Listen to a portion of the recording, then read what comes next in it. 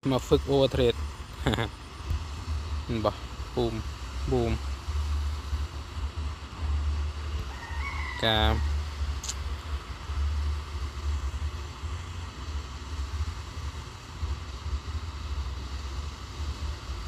ค่อนข้างมั่นใจนะว่าจะขึ้นไปได้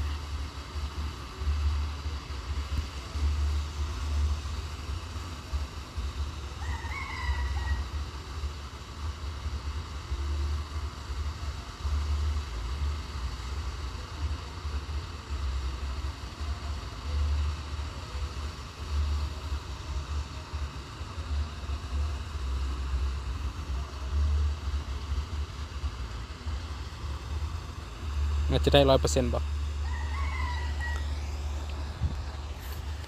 ทุกสิ่งทุกอย่างมันต้องฝึกเนาะยากถ้าเราบ่ฝึกนะเทรดพอร์ตยังก็คือเก่าเราบ่รอดหรอกโอเคจังหวะนี้ก็จะได้ปิดแล้วนะโอ้โหมันลงมาแล้ววะโอเคจังหวะนี้เราก็จะได้ปิดแล้วจังหวะนี้นะ 1 2 3 4 5เย็น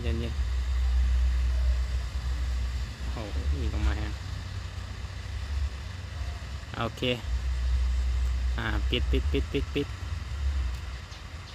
โอ้โหมันลงมาแล้วโอเคก็ตามเป้าแล้วเนาะ100%ละปิดแล้วจังหวะนี้สวยงามเนาะ